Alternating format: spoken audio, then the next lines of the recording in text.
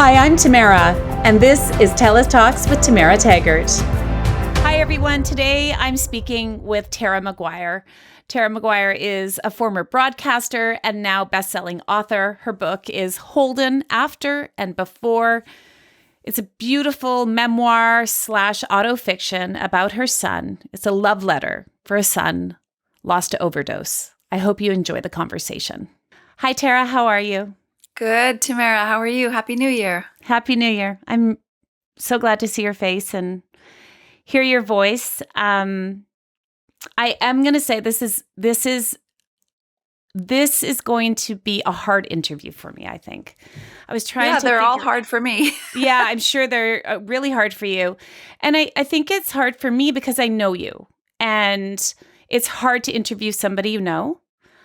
I've known you for a very long time. I'm going to say almost 30 years probably. Probably. Yeah, probably. Yeah. I remember when we look good. Well, we do look good. I remember when Holden was born, and I was at Holden's funeral, and that's not right, you know. And you've been through a lot of things in your life, and you have been, without knowing it, a mentor not only to me but to so many other women in broadcasting.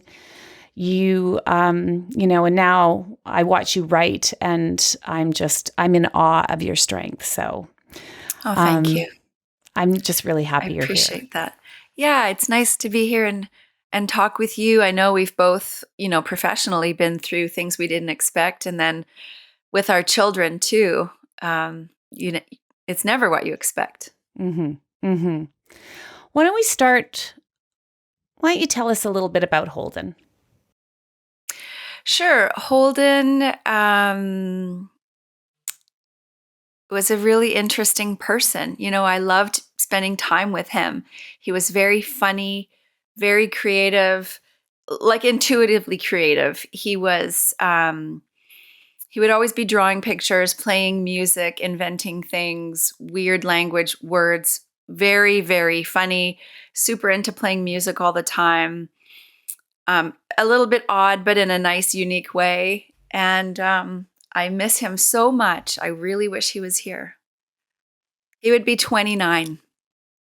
29? Yeah, wow. I know. So, you started in broadcasting before I did. You were, I just remember you so well because I was finishing up school and you had this big job, and Holden's dad was a big broadcasting, name also. Like, you guys were just sort of this super couple.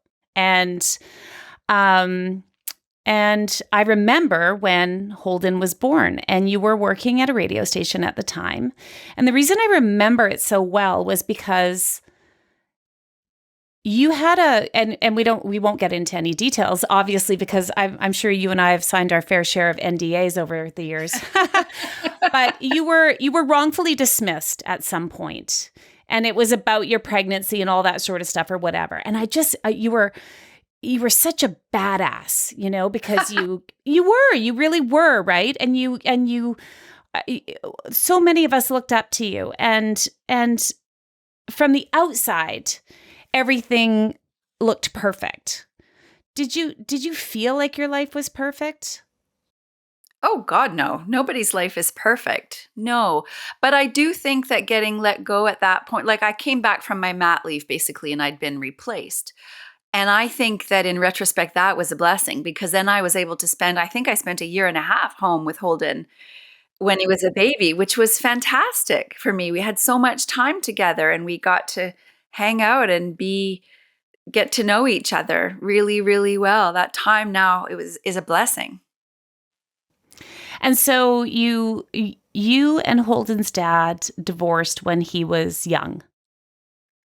And do you, like, when you, listen, you've written a book. You've written a book about your son and about, after and before.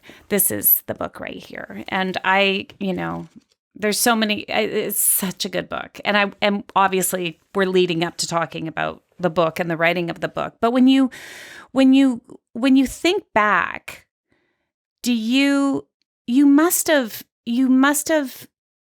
when researching your book or when thinking about writing your book,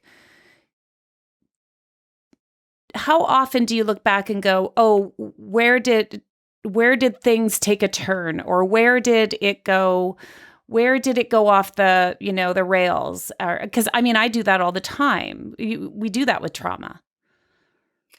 Yeah, I think that's the whole point of this book, is examining all kinds of intersections throughout my life and throughout Holden's life. And there are all kinds of different forks and different roads that all of us could have taken.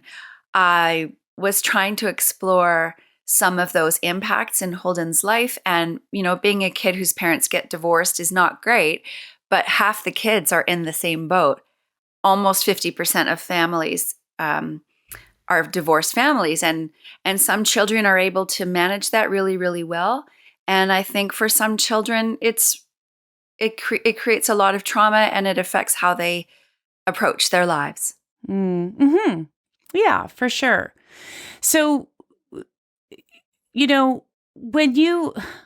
can you walk us through, you had some pretty big changes career-wise in your life. And I think that I'm going to guess, because I've had the same experience by the same company. You were blindsided, and you were let go, and it was a shock to all of us. And so and you did something that I really admired. You left for a year. You left. Yeah. I love traveling, and I talk about this a little bit in the book, at least as much as I was permitted to by my lawyer,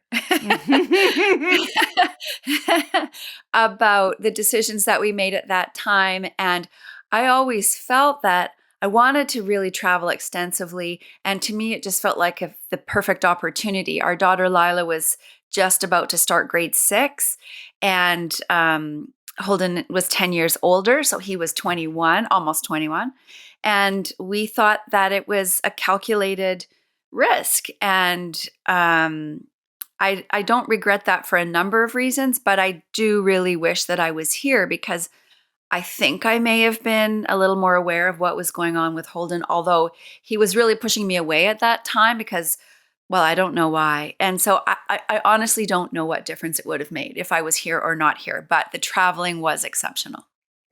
But but let's, to back that up a bit, you traveled because you had just had something devastating happen to you, like a major job loss when you are blindsided and you have no idea that it's coming. And I can speak from experience, is devastating. It's devastating. It is, but I wasn't that devastated. I had been doing that. This is so fascinating. I had been doing that job for almost 20 years, and I'd been getting up at 3 a.m. for 20 years.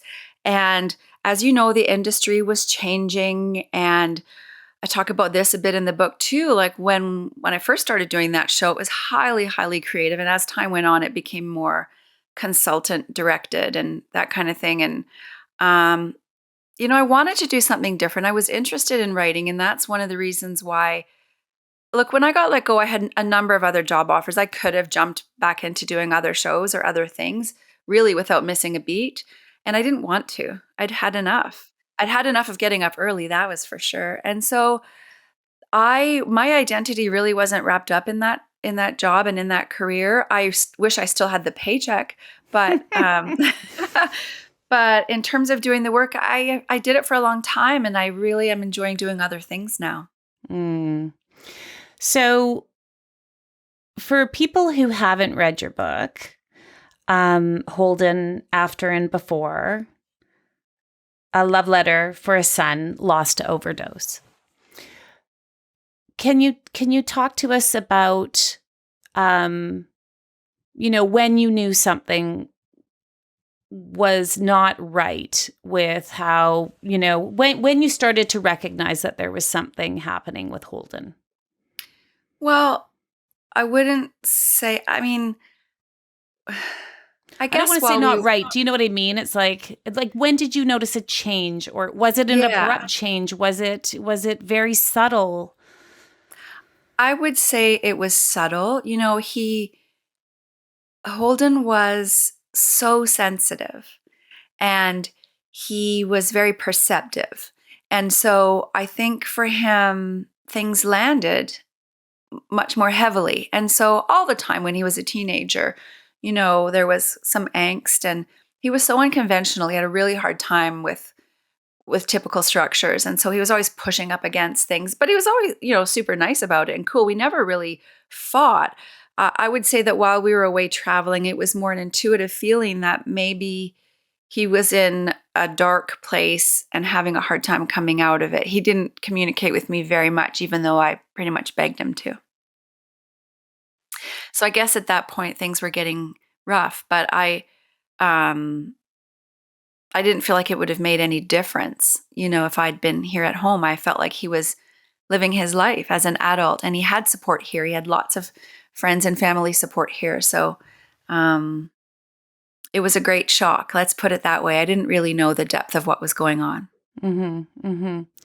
So you traveled for a year with your husband and your daughter. And I remember seeing your, Instagram photos or whatever. I can't even, it must have been on Instagram or I just wrote a blog. That's right. It was your blog. Yeah. That's right. I tried to write. I was very interested in writing, and I tried to write one essay per week while we were traveling. They were quite long essays, quite involved, and that was hard. Like Cam and Lila would go to bed in whatever place we were in, and I'd be up, working away and writing because I really loved it. And so I did want to transition into writing anyway. So, and then you came home. And how were things when you came home? Pretty good. Things were great. We came to our house. We had rented out our house while we were away, so the tenants had moved out, and we moved in. And I got myself a cell phone and saw Holden. He looked fantastic. We were making plans to get together, and I saw him once before he died. Yeah, you write about that right off the top in the book. And,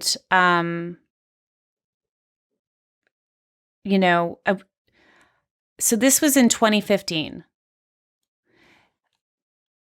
And I mean, we were all very shocked to hear, that a friend, somebody that we love and care about, that is suffering such a great loss and pain. And, how did you as a mother get through those years to this book? I don't know. I have no advice on that. It's a I don't remember a great deal of it, to be honest with you. The first year especially was just so excruciating that it was survival every day just to function. And I wouldn't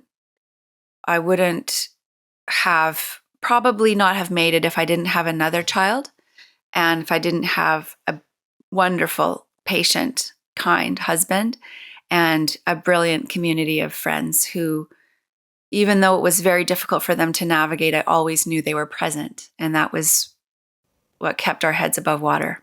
Mm.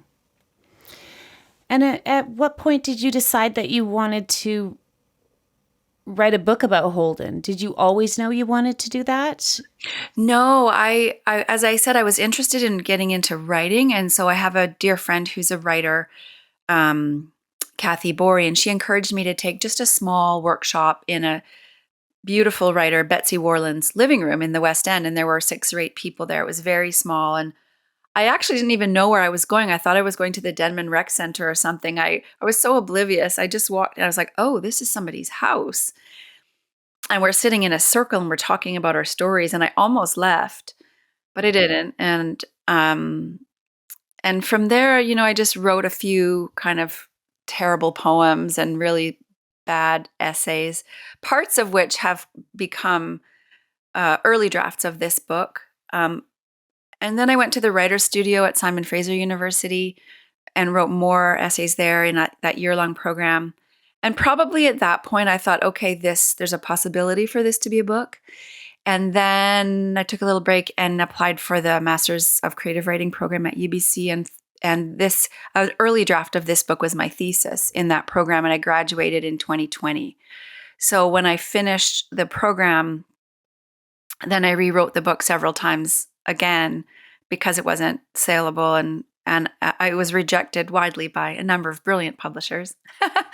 But then it was accepted by Brian Lamb at Arsenal Pulp Press, and I couldn't be happier. He's a dream of a publisher, and he said to me, I don't care what you do with this book. Don't remove anything. Like most publishers that were interested in it wanted it to be much smaller. It's a pretty heavy book, as you know, in a number of ways, but it's a big fat book. It's almost 400 pages, which is rare these days. And he just said, I think this book is very important. It's going to be very impactful, and I just want to publish it the way it is. So I couldn't be more grateful for him and his team, his small and mighty team, and what they've done to help bring this book to market and to promote it. It's been exceptional. Mm-hmm, mm-hmm. I think if I was with a larger publisher as a first-time writer, I would not have received this very personal treatment and care. Right, right. I think people, forget about that aspect of it, right? When you're writing your heart on these pages, and it's, there's this whole business side of it that about your... Yeah. I worked on it every day for 5 years. I have not broken down the hourly rate, but I'm sure it's not very... I don't think so. I don't think so. Yeah. And I look at books differently now. Like any book that comes to, that you have in your hand, that person has put everything they had on the line for that book. And I'm very aware of that now, much more so. Autofiction. Autofiction. I have never heard that word before until... what do you think? Well, I mean, I think it's brilliant.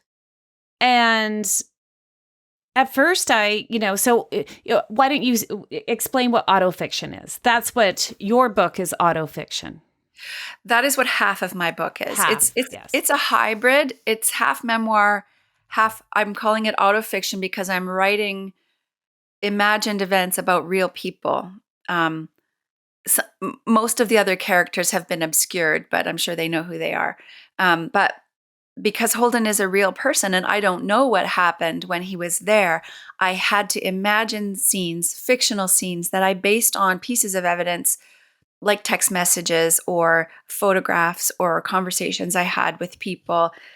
And then I made them into fictional scenes in the book. But I'm very clear, and you've read it, that I'm like, we are now going into a fictional part of this book. However, it happens a lot. Sometimes they're just called novels because people write about real people, but they are unaware of details or get to amplify some characterization elements or use metaphor in a way that probably wasn't completely accurate, but evokes the emotional truth of the scene or the way that the characters change from one way of being to another way of being. Ida wasn't there. I don't know what happened. I don't know what people are thinking, but I had to document them in the best way that I could. And I felt that use of autofiction was the best structure for this story. I mean, I love it. And Okay. I wasn't sure I was going to. I'll be honest with you, right? When I first read about autofiction, I was like, oh, I don't know how I feel about this. And then in reading your book, I actually really loved it. And I just liked how it took me through, because don't we all have autofiction in our brains? Don't we all? Oh, of course. Right? Someone told me, I think it might have been Betsy Warden, like you and I and 6 other people are in a a sketching class and there's a model standing in the middle of the room. We are all sketching that model, but you're going to see her shoulder. I'm going to see her back. Someone else is going to see her face. We're all looking at the world from our own perspectives. And I did struggle with, there's been a lot of talk about appropriation and whose story, who does story belong to? And I was very careful to write from a place of love, from a place of trying to understand that I feel, I wrestled with it a lot. And I could have tried to make it more documentary style and more memoir style, but I would have had to leave out so much because there's no way I could have fact-checked anything.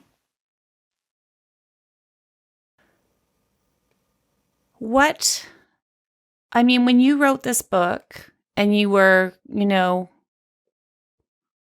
did you worry about what other people would think? And when I say other people, I don't mean people you don't know. I mean, did you think about your daughter reading this book, your husband reading this book, Holden's dad reading this book? I mean, I don't know what emotions you go through when you're writing such, a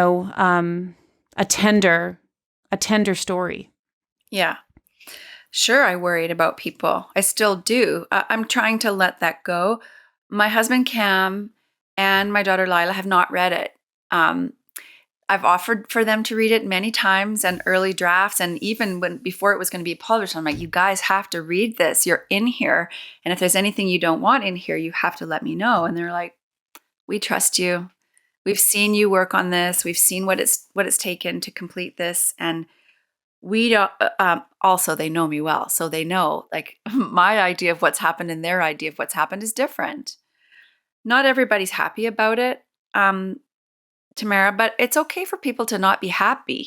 Art is a form of expression and you don't have to have agreement. It's who gives a shit if people agree or not, or are unhappy. People are free to make their own impressions, their own judgments. And if they're not happy, they don't have to read it. They don't have to pay attention. They can let it go. You did a lot of research for this book. Yeah, I did. I mean, and I say that because there's your own internal research of yourself and your feelings and your, all the stories we tell ourselves in our head and lay in bed at night and think about, but also the outside research. And you mentioned text messages. You mentioned, you talked to friends of Holden's. And what was that like for you? You went to an overdose consumption site. You tell me about some of that, what that was like for you. It was really challenging, but I was just letting my questions guide me.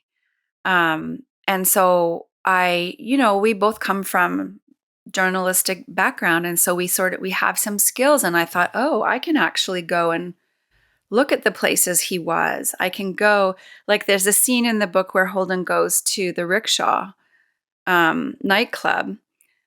I hadn't been there before. So I went, Cam came with me, bless his heart. And we went to, and saw the theater and the stage and the bar and the crazy bathrooms and the coat check. And the manager was telling us that by far the nicest, death metal rockers are like UBC engineers. Like they're the ones that always tip the waiters and say thank you. And, I just wanted to, and so to me that was research and I wanted to imbue that scene with everything I'd learned when I was there.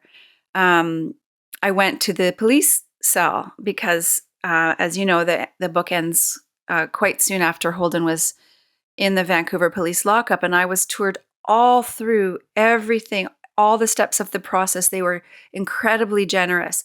So I didn't have to put myself there. I could put Holden there because I had seen it. Now, I don't know what his experience was like, and that's where the autofiction elements come in. But I know him. I know he was there.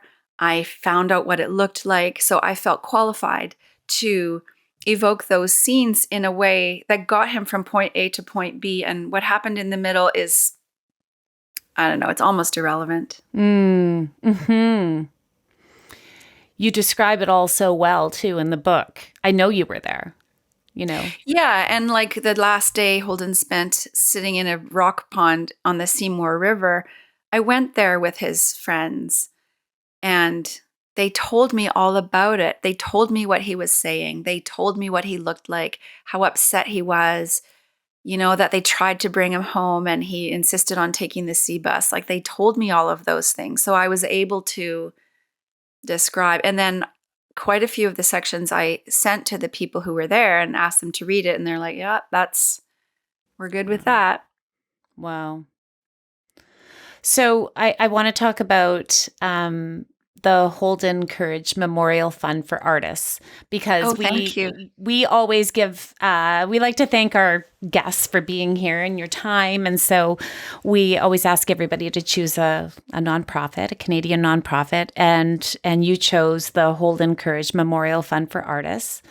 And we will be giving them $500 in your name. Thank you very much. Thank you. Thank you. And I mean, Holden was an artist. Yeah, he was a graffiti artist. And so his friends did a tribute wall to him at Main and East 5th. It's still there. It's a huge mural.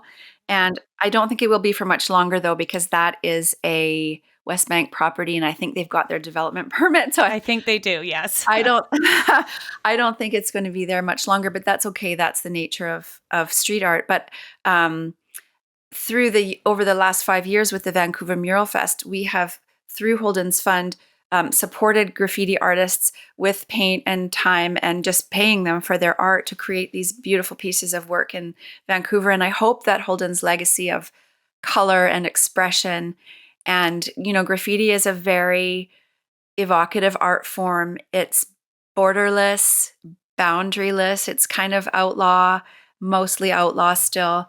And there are some really talented artists who have a voice through graffiti. And that's what we support with Holden's Fund. Well, I'm glad that we can give them $500 in your Thank you. name. I'm glad to. Yeah, I really am. So when we the opioid crisis in Canada, North America, I mean worldwide, it's actually shocking how many people have died in Canada. That's where we are. Well, thousands and thousands. In British Columbia alone, it's almost 35,000 people since they started keeping track. And the crisis wasn't actually declared until after Holden died. So yeah. In 2016. So the overdose crisis that we know of has about almost 35,000 victims. What did you know about this before? Zero. I knew zero. What did you know about addiction in general?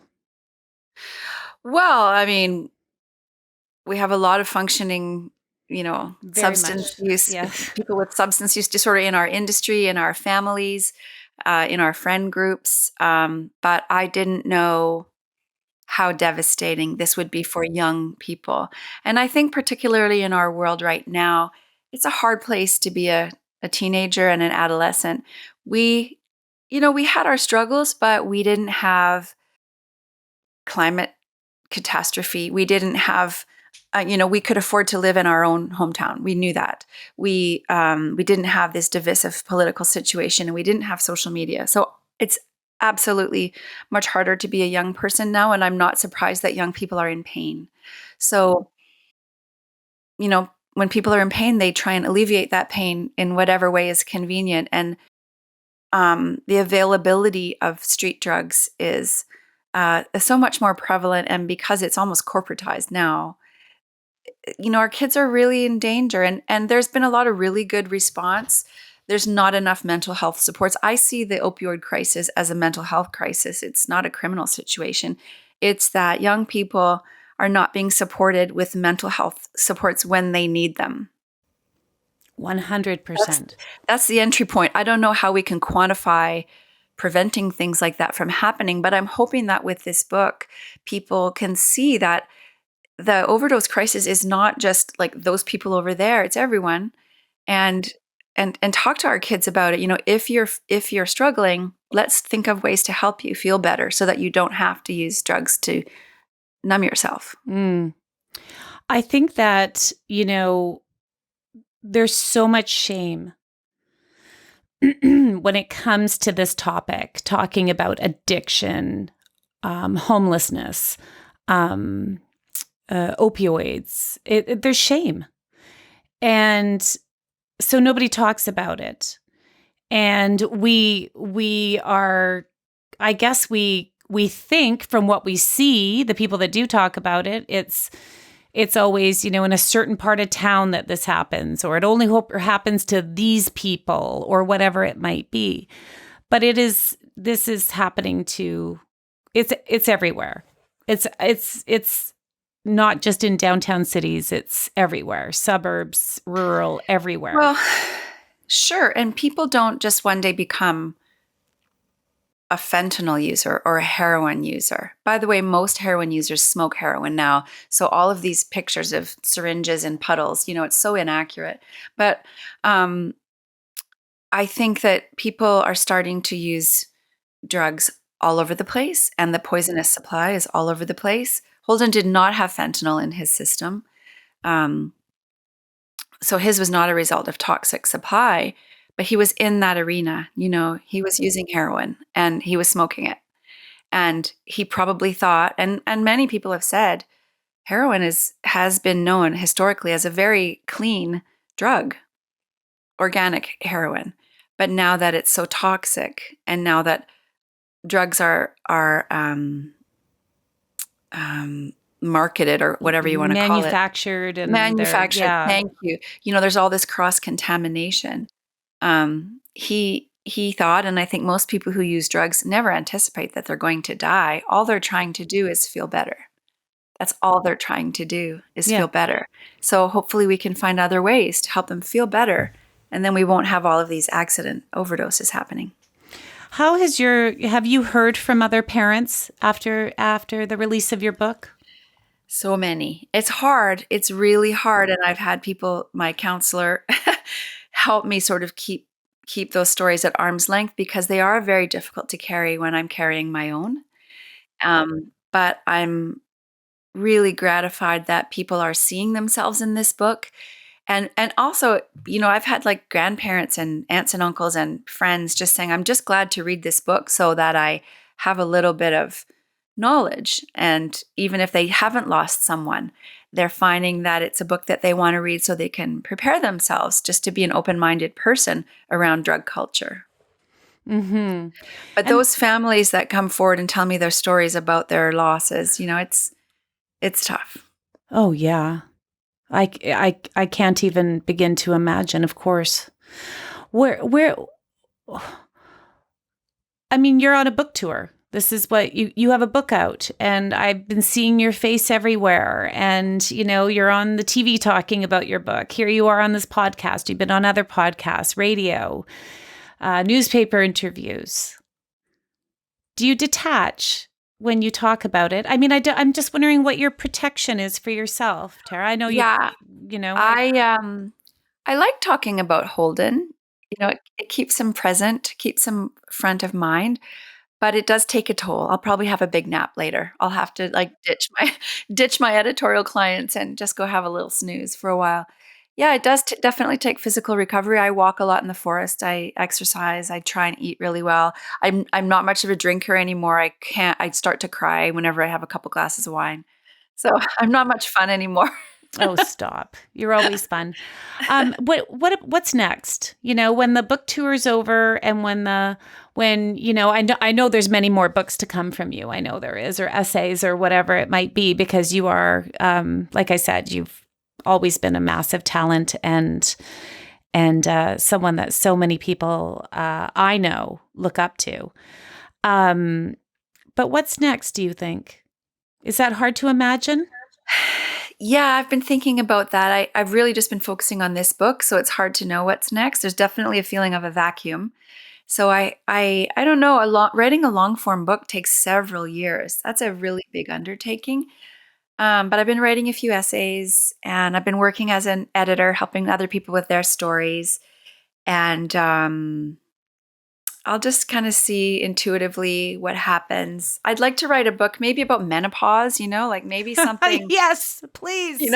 like something a little funnier, a little lighter. Oh, menopause. It's so hilarious. It's it cracks me up every day. I know, right? Oh my goodness. Oh my goodness. It's But good see, to hear that's you another laugh, thing Yeah, thanks. Good to It hear is you good laugh. to hear you laugh. I can't thank you enough for, talking to me about this and yeah, I'm glad you wrote this book, Tara. I really am glad you wrote this book for a number of reasons. And I think that everybody will find something in this book that they can take away and hold dearly because, all of us are in this book. We really, truly are. I really appreciate that. I learned so much writing it. I learned a lot. It's been an education, and I'm grateful for that part of it, definitely. It makes me happy when people read it and recommend it to their friends and find different little nuggets in it. I love getting little messages from people saying, "Oh, I love that scene about the Lionsgate Bridge," or I love that scene about whatever. Yeah. I've got pages turned over all over the place where you say something brilliant. So, I mean, no, really, truly. Okay, so you are online at taramcguire.com. Your Instagram and your Twitter is Tara J. McGuire. All your stuff is there. And of course, the book is called Holden After and Before. Tara, thank you so, so much for being here. Thank you, Tamara. It's been a pleasure. I hope you have a great year. Thanks for listening to another episode of TELUS Talks with Tamara Taggart. Be sure to subscribe so you can join us every Tuesday for another conversation. You can also check out our website, telus.com/podcast, and subscribe to our YouTube channel at TELUS Talks.